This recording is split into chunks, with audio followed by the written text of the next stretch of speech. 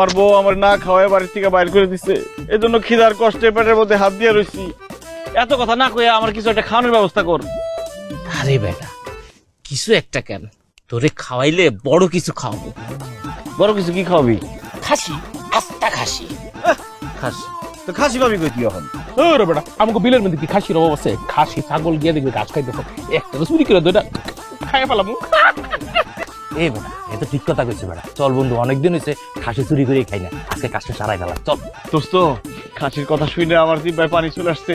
আজকে ভালো মন্দ বুঝি না, ছাগল পাই খাসি পাই কিছু একটা ধইরা চুরি করে সবাই করে খাই ফেলাম। চল চল চল চল চল বাবা, চল চল, দেরি করা যাবো না, দেরি করলে লেট হয়ে যাবো।